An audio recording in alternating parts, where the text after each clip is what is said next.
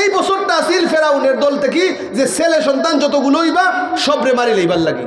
দুনিয়ার সমস্ত নারীদের পেটের মধ্যে যখন বাচ্চা আসে, এই বাচ্চা কেউ যদি হয় বাচ্চা হইতো না, এটা সম্ভব নয়। পেট বেটেনদের বড় হইলে বোঝা যায় যে বেটির বাচ্চা হইতো। আপনার হয় বাচ্চা? দুইজন। আপনার স্যার 4 জন। আপনার সকলে আমরা মা বোন, আমরা মার পেট আসলাম যে পেট বড় হয়ে যায় না, পেট বড় না, এটা লুকাই যায় কোনোদিন মন চাই। এটা এমন একটা বিষয় যেটা কোনোদিন লুকাই যায় না। কিন্তু সাইয়্যিদিনা মুসা আলাইহিস সালাম যখন পেটের মধ্যে আসছিলেন, হাদিস শরীফে আসছে, তাফসীরে আসছে, মুসা আলাইহিস সালামের মার পেটটা বড় হইছে না। কইনা সুবহানাল্লাহ। এটা আল্লাহর ইচ্ছা, আল্লাহ কিভাবে পয়দা করতা। সুবহানাল্লাহ। স্বাভাবিক নারীদের পেট বড় হয়, দুনিয়ার অবস্থা এটা। ঈসা আলাইহিস সালাম যখন দুনিয়ায় আগমন করেন, ঈসা আলাইহিস সালামের মার পেটটাও বড় হয় নাই। সুবহানাল্লাহ বলেন। শুধু তাই নয়, মুহাম্মাদুর রাসূলুল্লাহ সাল্লাল্লাহু আলাইহি ওয়াসাল্লাম যখন দুনিয়ায় আগমন করেন, প্রিয় নবীজির আম্মা বলেন, জীবনে আমি কোনোদিন অনুভব করি নাই যে আমার পেটের মধ্যে সন্তান আছে। সুবহানাল্লাহ বলেন। বাড়ি বাড়ি ফিল করা যে এই ধরনের ভাবছি না, টেরি পাইছি না। তো ফেরাউন কি করেছিল? ফেরাউন সবাই রে মারি লইতো। আর ওই সময় মুসা আলাইহিস সালাম আইসুন, যে বছরে ছেলে মার হইতো, এই সময় মুসা আলাইহিস সালাম আল্লাহ বাঁচাই লিছেন। কন্যা সুবহানাল্লাহ। এমনও ঘটনা দেখা যায়, কোরআনের দিকে আলোচনা করলে সংক্ষেপে বিষয়টা আসছে, হাদিস সহ মিলে বললে, ফেরাউন যখন বাড়িতে মানুষ পাঠাইলো, নারীদেরকে পাঠাইতো যে তোমরা খবর লইয়াও যে কোন বেটির ঘরের মধ্যে বাচ্চা হইব। যেখানের মধ্যে বাচ্চা হইতো তারা কিন্তু ওই বাড়ির মধ্যে ফট দেওয়া শুরু করতো, যে নারীরাকে তালাশ করতো, চেক করতো। ওই বাড়ির মধ্যে ফট দেওয়া হইতো যে এই মহিলা যেহেতু গর্ভবতী, ছেলে যদিন হয় তাইলে মারি লইব। মুসা আলাইহিস সালামের আম্মার পেটের মধ্যে যেহেতু এই ধরনের লক্ষণই নাই, গর্ভের সময় যখন আইছে অটোমেটিকলি একা ওই গর্ভের কাজটা করে লইছেন। কন্যা সুবহানাল্লাহ। ফেরাউনের দল বল আসছে আবার চেক করার লাগি, বিভিন্নভাবে টহল দিত, তারা চেক করতো। চেক করার মধ্যে আইয়া এবারের তো কোনো নিশানা হই নাই। আবার এক বর্ণনা আইছে, ফুটন্ত পানির পাত্রের মধ্যে মুসা আলাইহিস সালাম শিশু বাচ্চাকে, মুসা আলাইহিস সালামকে উনার মা পানির মধ্যে, ডেগের মধ্যে, পাত্রের মধ্যে তিনি রেখে দিয়েছিলেন। সিপাহীরা চেক করে সবাই চলে গেল, কিছু পাইল না, কোনো আলামত পাইল না এই বাড়িতে সন্তান নবজাত শিশু আছে। মুসা আলাইহিস সালামের মা যখন মুসা নবীকে পাত্রের মধ্যে ফুটন্ত পানির মধ্যে দেখলেন, দেখা যায় ওই ফুটন্ত পানির মধ্যে শিশুর কোনো দুরবস্থা হয়েছে না, যেমন শিশু তেমনই আছে। বড় করে বলুন সুবহানাল্লাহ।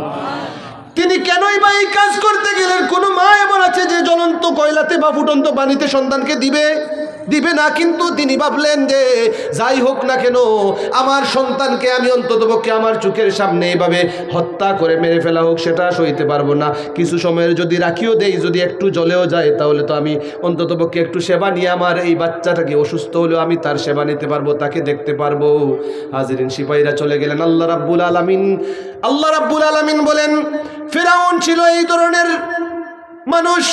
নুরিদু আন নামুন্না আলাল্লাযীনা ইসতুদঈফু ফিল আরদি ওয়া নাজআলাহুম আইম্মাতা ওয়া নাজআলাহুমুল ওয়ারিসিন। দেশে যাদেরকে দুর্বল করা হয়েছিল, আল্লাহ বলেন আমার ইচ্ছা হলো তাদের অনুগ্রহ করার। আল্লাহ রাব্বুল আলামিন বলেন, যেই জাতির উপর ফেরাউন অত্যাচার করেছিল, আল্লাহ বলেন নুরিদু আন নামুন্না আলাল্লাযীনা ইসতুদঈফু। আল্লাহ বলেন দরিদ্র যারা ছিল, যাদের উপর জুলুম করা হয়েছিল, আমি আল্লাহর ইচ্ছা থাকলো ওদেরকে আমি সাহায্য করি। বড় করে বলুন সুবহানাল্লাহ। ফেরাউনের মতো এত শক্তি, ওই শক্তির সাথে মোকাবেলা করার ক্ষমতা কার? আল্লাহর ক্ষমতা নাই? আল্লাহ বলেন আমার ইচ্ছা হলো দুনিয়ার মানুষ যেখানে পারবে না, আল্লাহ পারেন কি পারেন না? আল্লাহ মশা দিয়া নমরুদকে ধ্বংস করতে পারছেন কি পারেন নাই? ফেরাউনরে তো আল্লাহ ধ্বংস করছেনই, আর কাকে ধ্বংস করছেন?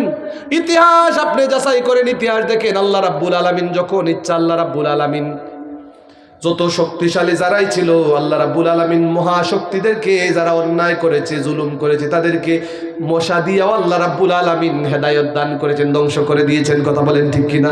আল্লাহ রাব্বুল আলামিন বলেন ফেরাউন এত উঁচু মাপের, এটা আল্লাহর কোরআনের ভাষা, ফেরাউন অনেক উঁচু। আল্লাহ রাব্বুল আলামিন বলেন নুরিদু আন নামুন্না আলাল্লাযীনা ইসতুদঈফু ফিল আরদি ওয়া নাজআলাহুম আইম্মা ওয়া নাজআলাহুমুল ওয়ারিসিন। আল্লাহ বলেন আমি তাদেরকে নেতা বানানোর ইচ্ছা করলাম। সুবহানাল্লাহ বলেন। আল্লাহ রাব্বুল আলামিন বলেন আমি মুসাকে, মুসার দলকে, বনি ইসরাইলকে আমি আল্লাহ নেতা লিডার বানাইবার ইচ্ছা করলাম এবং তাদেরকে দেশের মালিকানা দেওয়ার ইচ্ছা করলাম। রাজত্ব ফেরাউনের আমি আল্লাহ রাব্বুল আলামিন চাইলাম ফেরাউনের রাজত্ব আর চলবে না, আর যদি রাজত্ব চলে মুসার বংশের মুসার রাজত্ব চলবে। বড় করে বলুন সুবহানাল্লাহ। এভাবে আল্লাহ ওয়া তানজিউল মুলকা মিম্মান তাশা ওয়া তুইজ্জু মান তাশা ওয়া তুযিল্লু মান তাশা বিয়াদিকাল খায়র। আল্লাহ রাব্বুল আলামিন জুলুমের একটা সীমারেখা আল্লাহ রাব্বুল আলামিন দিয়ে দিয়েছেন। আল্লাহ রাব্বুল আলামিন দেখতে থাকেন, কিন্তু আল্লাহ রাব্বুল আলামিন মাঝে মধ্যে দেখা যায় ছোট ছোট বাচ্চাদেরকে দিয়াও আল্লাহ রাব্বুল আলামিন এক জাতির পরিবর্তন নিয়ে আসে। কথা বলেন ঠিক কিনা? আবার দেখা যায় সারা পৃথিবীর মধ্যে দেখা যায় জালিম জুলুম যারা করেছে ছোট ছোট জিনিসের মাধ্যমে আল্লাহ রাব্বুল আলামিন মুহূর্তে সব কিছুকে পরিবর্তন করে দিয়েছেন। আল্লাহর ইচ্ছা হয়েছে তাই পরিবর্তন করে দিয়েছেন। হাজরিন, এটা থেকে আমরা বর্তমান প্রেক্ষাপটে বিভিন্ন দিক মিলালে আমরা এটা থেকে শিক্ষা নিতে পারি। এখন তো আর নতুন করে কোরআন নাজিল হবে না, এটাই আমাদের জন্য complete and the last and final revolution of আল্লাহ সুবহানাহু ওয়া তাআলা। সেই জন্য আর নতুন কোনো কিতাব যেহেতু আসবে না, যদি আসতো তাহলে বর্তমান প্রেক্ষাপটের বিষয় নিয়েও হয়তো বিভিন্ন কিছু নবীগণ যদি আসতেন তাহলে হতো।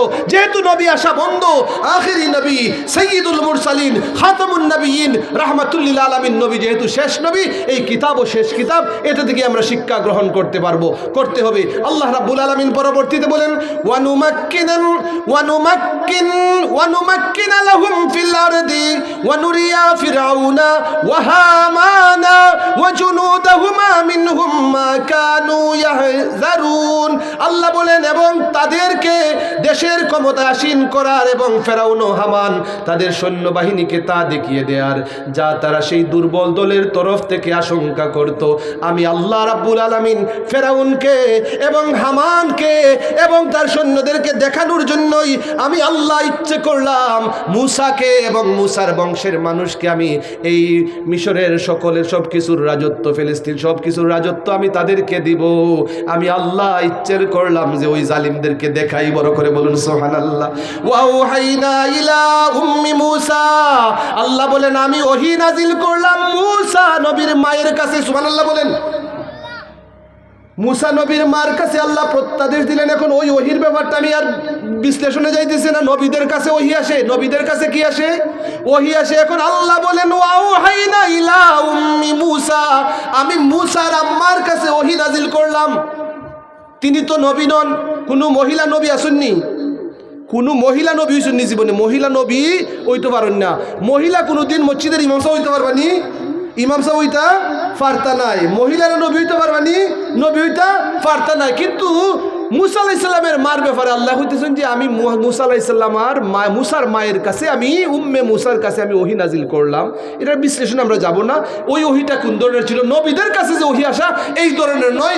একটা প্রত্যাদেশ আসলো মুসার আম্মার কাছে, মুসা আলাইহিস সালামের মায়ের কাছে, আন আরদিহি ফাইজা খিফতি আলাইহি ফালকিহি ফিল ইয়াম্মি ওয়ালা তাখাফি ওয়ালা তাহজানি ইন্না রাদ্দুহু ইলাইকি ওয়া জাইলুহু মিনাল মুরসালিন। বড় করে বলুন সুবহানাল্লাহ। আল্লাহ রাব্বুল আলামিন বলেন আমি মুসার মাকে ওহি করে বলে দিলাম, ও মুসার মা, তুমি মুসাকে দুধ পান করাইতে থাকো, শিশু বাচ্চাকে দুধ পান করাও। ফাইজা খিফতি আলাইহি, যদি এই বাচ্চার ব্যাপারে ভয় যদি চলে আসে, ফালকিহি ফিল ইয়াম্মে, তাহলে মুসা আলাইহিস সালামের গড়টা আর ফেরাউনের গড়টাও একই নীল নদীর স্রোতের সাথে মিল ছিল, অর্থাৎ নদীর পারে মুসা নবীর গড় ছিল। ও মুসার মা, তোমার সন্তানের ব্যাপারে যদি ভয় হয় তাহলে তুমি তোমার সন্তানকে ওই নদীতে ফেলে দিও। বাকি যা দেখার যা করার আমি আল্লাহ রাব্বুল আলামিন করব। আমি কি করব আমি তোমাকে বলে দিলাম।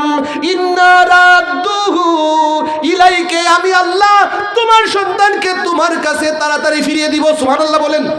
শুধু তাই নয়, আরো তোমাকে আমি বলে দিচ্ছি ওয়াজাইলুহু মিনাল মুরসালিন, সে এমন যেমন কোন সন্তান নয়। আমি আল্লাহ ঘোষণা করছি, ও মুসার মা, তোমার সন্তান একজন রাসূল হবেন। এটা আমি আল্লাহ বললাম। বড় করে বলুন সুবহানাল্লাহ। ফালতাকাতহু আলু ফিরাউন। এভাবে ঘটনা ঘটলো। ঘটনা আপনারা অনেক শুনেছেন, অনেকবার হয়তো নিজেও আলোচনা করেছি, আমি ওই বিস্তারিত যাচ্ছি না। কোরআনের মধ্যে আল্লাহ বলেন ফালতাকাতহু আলু ফিরাউন লিয়াকুনা লাহুম আদুওয়ান ওয়া হাযানান ইন্না ফিরাউনা ওয়া হামানা ওয়া জুনুদাহুমা কানু খাতিন। অতঃপর ফিরাউন পরিবার মূসাকে কুড়িয়ে নিল। সময় এমন আসলো, মূসা আলাইহিস সালামের মা ভয় পেয়ে গেলেন। সিপাহীরা আসতেছে, তালাশ করতেছে। সর্বশেষ সিন্দুক বানানো হলো। ফেরেশতা আসিয়া মূসা আলাইহিস সালাম আর মাকে সহযোগিতা করে দিলেন। একজন মানুষের সুরত ধরে একজন ফেরেশতা আসলেন, সাহায্য করলেন, সিন্দুক বানিয়ে দিলেন। ওই সিন্দুকের ভিতরে পড়ে মুখটা যেন খোলা থেকে যেন মুখটা দেখা যায়, এইভাবে একটা সিন্দুক বানানো হলো। সিন্দুকটা ফেলে দেওয়ার জন্য নির্দেশ দেওয়া হলো। মূসা আলাইহিস সালামের মা কেন রেডি হইলেন বাচ্চাকে নদীতে ভাসাইয়া দিতে? কারণ এর আগে তিনি যে আলামতগুলো পেয়েছেন, সন্তান গর্ভে এসেছে কিন্তু পেটটাও তেমন বড় হয় নাই। বড় করে বলুন সুবহানাল্লাহ। আলামতটা কি? প্রসব বেদনার কষ্ট যেগুলো, এগুলো তেমন তিনি বুঝতেই পারেন নাই। আর আলামতগুলো কি ছিল? জ্বলন্ত আগুনের পাত্রের মধ্যে যখন নিক্ষেপ করা হচ্ছে বাচ্চাটাকে, ওই বাচ্চা যেমন তেমনই আল্লাহ রেখে দিয়েছেন। অতএব এই সমস্ত আলামতে মূসা আলাইহিস সালামের মা সিওরিটি পেয়ে গেলেন, সার্টিফাইড হয়ে গেলেন। তিনি একেবারে নিশ্চিন্ত হয়ে গেলেন যে আল্লাহ যাকে বাঁচায় তাকে কোনোদিন কেউ মারতে পারে, আর আল্লাহ যাকে মারে কোনোদিন কেউ বাঁচাইতে পারে না। এবার শেষ কি হলো? মূসা আলাইহিস সালামকে বাসিয়ে দেওয়ার সময় হলো, বাসিয়ে দিলেন। দরলোকে ফালতাকাতহু আলু ফিরাউন, ফেরাউনের আল যেটা, পরিবার যেটা, ওই অর্থাৎ আসিয়া আলাইহিস সালামের কাছে ওই বাচ্চা চলে গেল। বড় করে বলুন সুবহানাল্লাহ। বেশে বেশে বাচ্চা চলে গেল। ওই ফেরাউনের বাড়ির পাশ দিয়া নীল নদ যেটা, ওই নীল নদের নীল নদের মূল স্রোতটা জান্নাত থেকে আসছে। শুনুন সুবহানাল্লাহ।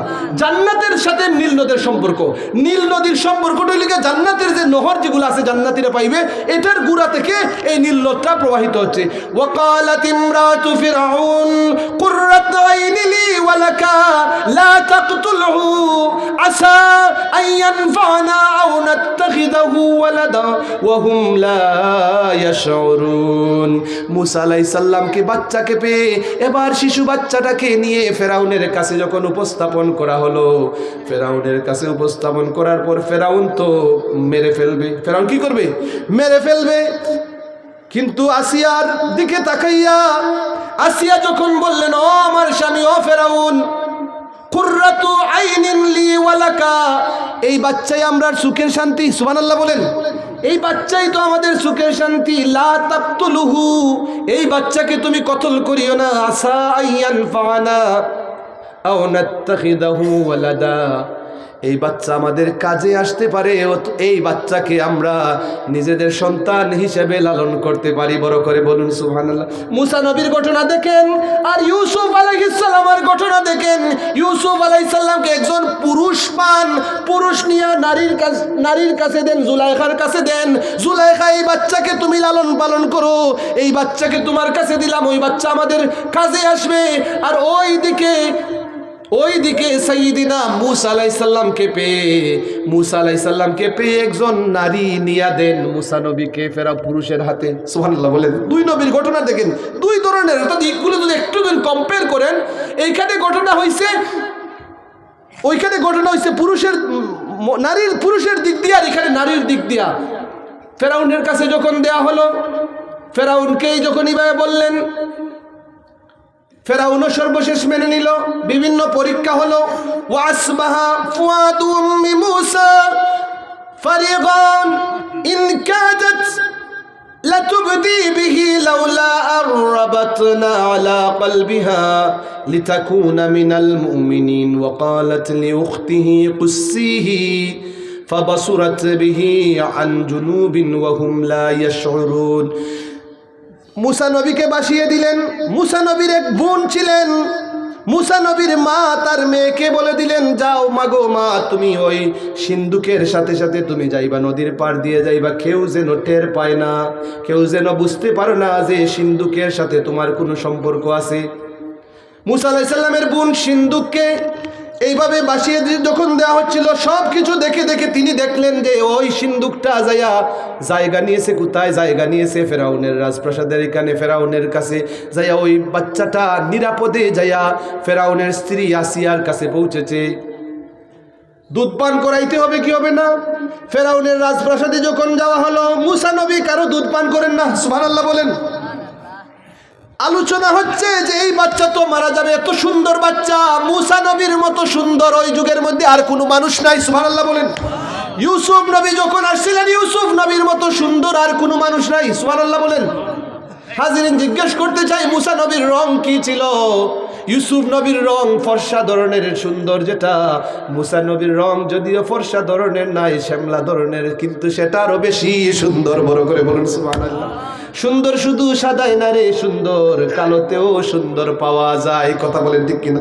চোখ লাগাইতে হইব সেই জাতের চোখ, যার ফুয়া খালা এখন আমার হমুকের সাদা ফুয়া দিয়ে আমি কি তা করতাম, আমার খালা ফুয়াই সুন্দর, ঠিক কিনা কথাটা?